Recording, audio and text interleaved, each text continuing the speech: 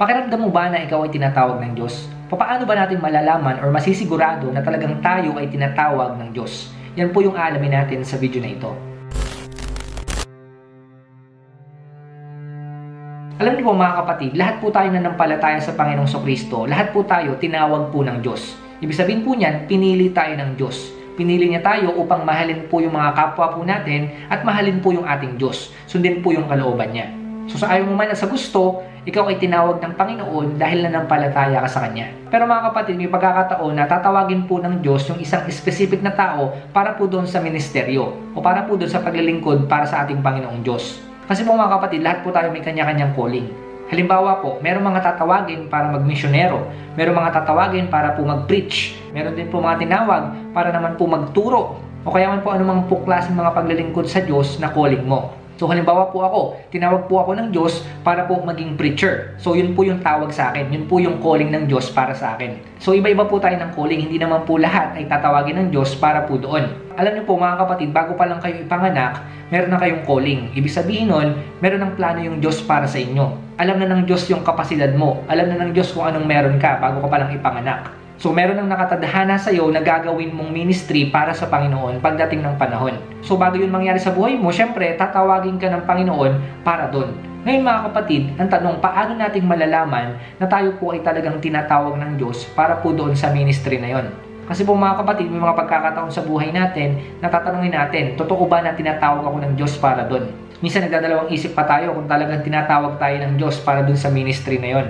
Ngayon po mga kapatid, may iba't ibang paraan yung Diyos para tawagin po tayo sa ministry. So paano po ba natin malalaman na talagang tinatawag po tayo ng Diyos? So ngayon po, bibigyan ko po kayo ng 6 na patunay na talagang kayo ay tinatawag ng Diyos. So unang patunay po dyan mga kapatid, kapag kayo po ay nagkaroon na ng passion or desire sa bagay na yon. So anong ibig sabihin po dito mga kapatid? Kapag talagang gustong-gusto mo nang gawin yung bagay na yon, hindi lang basta gusto, as in gustong-gusto mo siyang mangyari o maganap sa buhay mo. So ibig sabihin lang po nito mga kapatid, nagkaroon ka ng matinding pagnanais doon sa bagay na yon. Halimbawa na lang, nagkaroon ka ng matinding pagnanais na abutin yung mga kaluluwa na hindi pa nakakakilala sa Panginoon. So ibig sabihin niya mga kapatid, isang sign niya na tinatawag ka ng Panginoon para doon. Kasi gustong-gusto mo siya eh. Maaring noon hindi mo siya gusto. Maaring dati ayaw mo naman magbahagi ng salita ng Diyos. Maaring dati hindi ka naman marunong magsalita. Pero biglang nagkaroon ka sa puso mo na parang gusto mo nang gawin yon. So kapag may ganun kang pakiramdam, i-consider mo yan na yan ay tawag ng Diyos. Kasi nagkakaroon ka na ng desire sa puso mo. So ano man mga kapatid na gustong-gusto mong gawin sa puso mo balang araw, ibig sabihin yan yung calling ng Diyos para sa'yo. Kumbaga, tatanungin mo yung sarili mo, 5 years to 10 years from now, ano yung nakikita mo sa sarili mo? Sino ka? Nasaan ka? Anong ginagawa mo? So kung ano yung nakikita mo, ano yung gusto ng puso mo, yan yung calling ng Diyos para sa'yo. Pangalawang sign na tinatawag ka ng Panginoon, kapag yung bagay na yon palagi mong nasa isip, hindi siya mawala sa isip mo. Kasi mga kapatid, kapag tinatawag ka ni Lord, hindi ka niya talaga titigilan. Meron siyang mga gagawin na paraan para makita mo yung calling niya para sa'yo. Maya't maya pumapasok yan sa isip mo. Maya't maya naglalaro yan sa isip mo. Kahit minsan, gusto mo na siyang kalimutan, gusto mo na siyang i-ignore, pero babalik at babalik pa rin yan.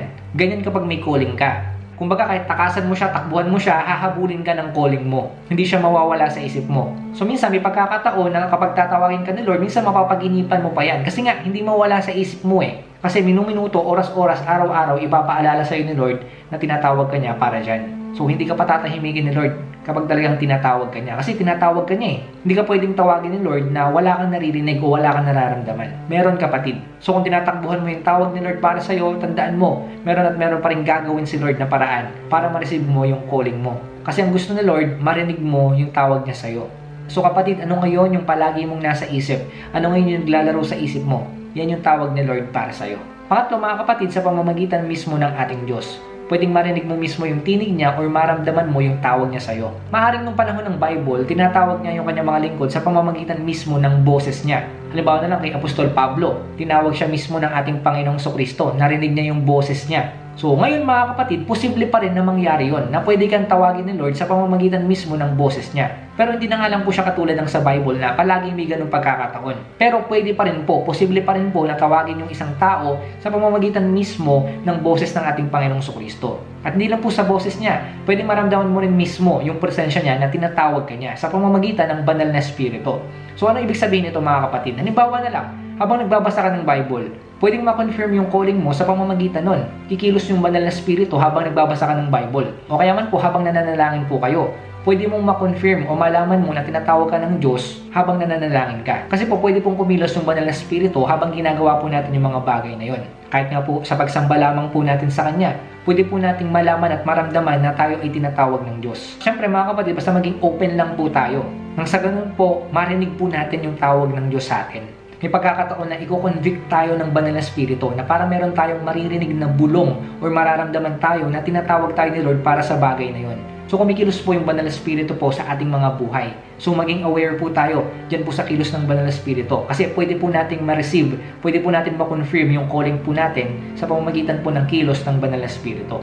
Pang-apat na sign na kayo po ay tinatawag po ng ating Diyos, yan po ay sa pamamagitan ng mga spiritual gifts. So tayo po mga nanampalataya sa Panginoong Kristo, lahat po tayo mayroon po tayong tinatawag na spiritual gifts.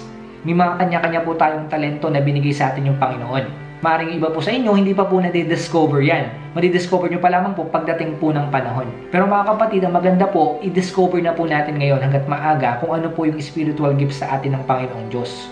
Yung iba po sa inyo, maring hindi pa po na-discover na meron pala silang gifts yung po sa pagtuturo. Ngayon mga kapatid, kapag nakita nyo na pwede pala at kaya nyo gawin yung bagay na yun, ibig sabihin yun yung kaloob ng Diyos para sa inyo.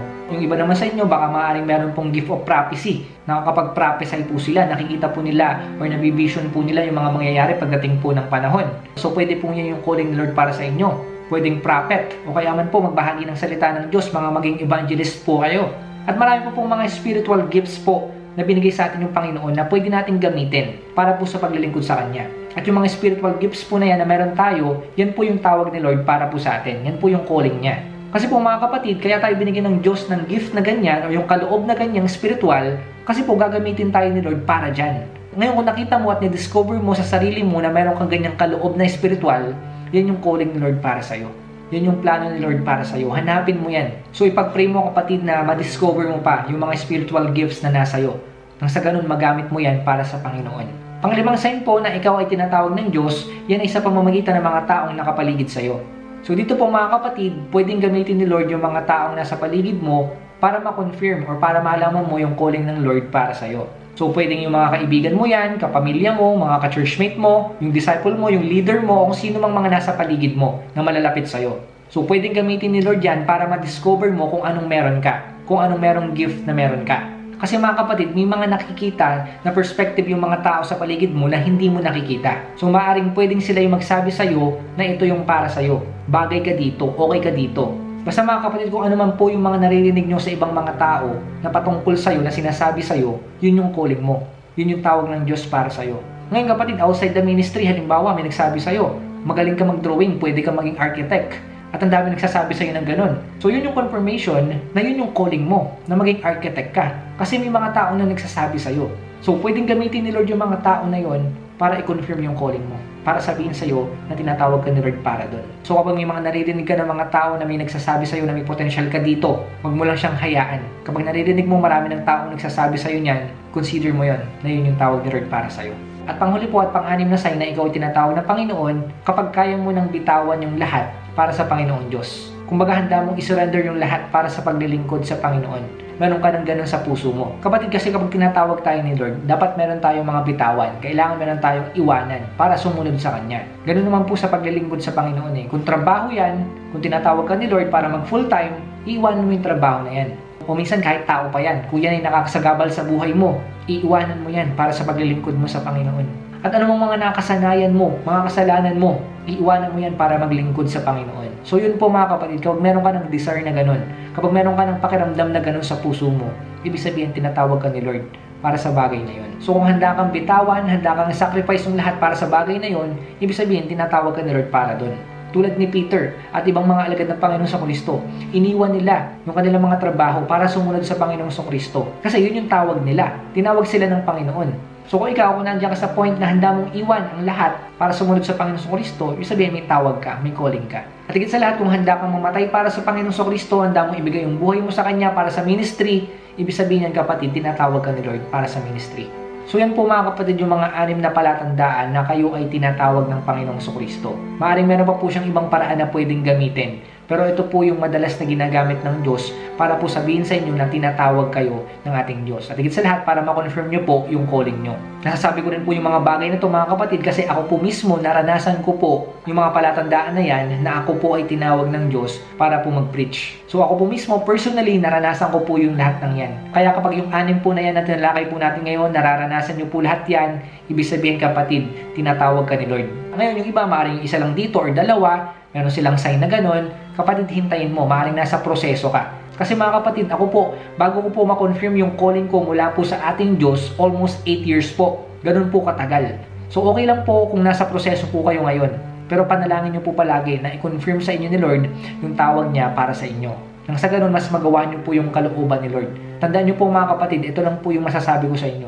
Once na tinanggap nyo po yung calling ni Lord para sa inyo, niyakap nyo po ito, hindi po kayo magsisisi. Tandaan nyo po mga kapatid, hindi kayo pababayaan ng Diyos kapag tinawag kayo ni Lord sa bagay na yon. Kasi kapatid, siya yung tumawag eh. Hindi naman po mga tao yung tumawag sa inyo. Kapag tinawag ka ni Lord sa specific na bagay na yon, sasamahan ka niya. Ipoprovide niya yung pangangailangan mo. Tutulungan ka niya. Hindi ka niya iiwan, hindi ka niya pababayaan. Sagot ka niya kasi tinawag ka niya. Huwag kang magdalawang isip na tanggapin yung tawag ni Lord sa buhay mo. Dahil yung pagyakap sa calling ng Panginoon, yan yung pinakamagandang bagay na mangyayari sa buhay mo. May magandang mangyayari sa'yo kapag na-receive mo yung calling ng Panginoon sa buhay mo. Proven po yan mga kapatid at isa po akong buhay na patotoo para po dyan. So yun lamang po mga kapatid ang gusto ko pong bahagi sa inyo. Sana po may natutunan kayo sa ating tinalakay ngayon. Hanggang sa muli po, magkita-kita po tayo. Salamat po sa inyong panonood. Pagpalain po kayo nawa ng Diyos. Ingat po kayo palagi.